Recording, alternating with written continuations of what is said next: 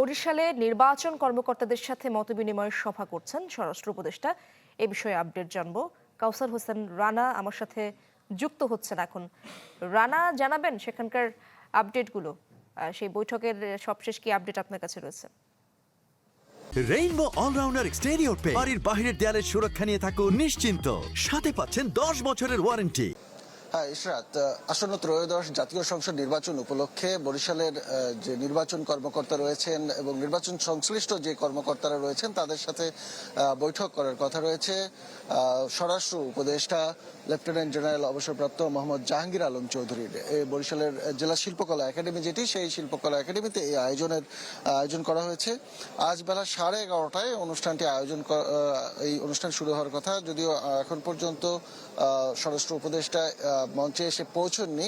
তিনি কিছুক্ষণের মধ্যেই হেলিকপ্টার যোগে বরিশালে এসে পৌঁছবেন এবং সেখান থেকে এই মঞ্চে এসে পৌঁছবেন। এর আগে গতকাল কিন্তু বরিশালে নির্বাচন কমিশনার তিনি ব্রিগেডিয়ার জেনারেল অবসরপ্রাপ্ত আব্দুল ফজল, তিনি কিন্তু এখানে বরিশাল সার্কিট হাউসে নির্বাচন সংশ্লিষ্ট যে কর্মকর্তারা রয়েছেন তাদের সাথে মতবিনিময় করেছেন। এখানে যেহেতু জাতীয় ত্রয়োদশ সংসদ নির্বাচন ও গণভোট 2026 সুষ্ঠুভাবে সম্পাদন করার লক্ষ্যে আইন শৃঙ্খলা বিষয়ক যে সভাটি আছে তিনি এটি করবেন এবং এখান থেকে যে দিক নির্দেশনাগুলো রয়েছে সেগুলো কিন্তু তিনি এখান থেকে দেবেন। আমাদের বরিশালের রিটার্নিং কর্মকর্তা জেলা প্রশাসক খায়রুল আলম সুমন আমাদেরকে যেটি জানিয়েছেন যে বরিশালের যে গণভোটের যে কাগজপত্র সেগুলো কিন্তু বেশ কয়েকদিন আগেই পৌঁছে গেছে এবং জাতীয় সংসদ নির্বাচনের যে ব্যালট সহ অন্যান্য যে সরঞ্জামাদি এগুলো আনার জন্য আজকে ঢাকায় অবস্থান করছেন বরিশালের যে নির্বাচন সংক্রান্ত যে সংশ্লিষ্ট যে কর্মকর্তারা রয়েছেন তারা, এবং সেই কাগজপত্র কিন্তু আজ বরিশালে পৌঁছে যাবে এমনটি তিনি জানিয়েছেন।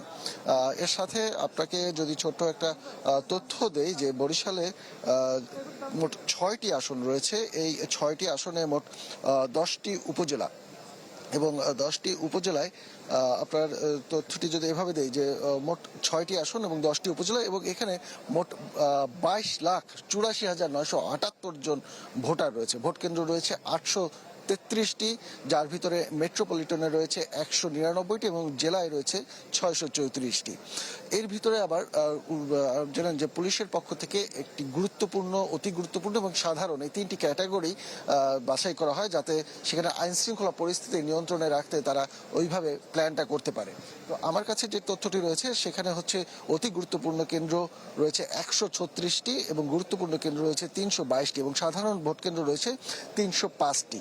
তো বরিশাল মেট্রোপলিটন এলাকায় 1500 পুলিশের সদস্য সহ অন্যান্য আইন শৃঙ্খলা বাহিনীর সদস্য রয়েছে আইন শৃঙ্খলা পরিস্থিতি নিয়ন্ত্রণে রাখার জন্য, এবং জেলা শহরেও সমুদায় এই পরিমাণ আইন শৃঙ্খলা বাহিনী রাখার জন্য নির্দেশ দেওয়া হয়েছে। পাশাপাশি আরও যে নির্দেশনাবলী রয়েছে সেই নির্দেশনাবলী কিন্তু আজ স্বরাষ্ট্র উপদেষ্টা এখানে নির্বাচন সংশ্লিষ্ট কর্মকর্তা আইন শৃঙ্খলা বাহিনীর সদস্য তাদেরকে নির্দেশনা দেবেন। তো এই ছিল এখানকার সর্বশেষ পরিস্থিতি। এই মতবিনিময় সভায় নতুন কোনো নির্দেশনাও যদি আসে সেই আপডেটগুলো জানানোর চেষ্টা করবো আপনার মাধ্যমে। রানা, ধন্যবাদ আপনাকে।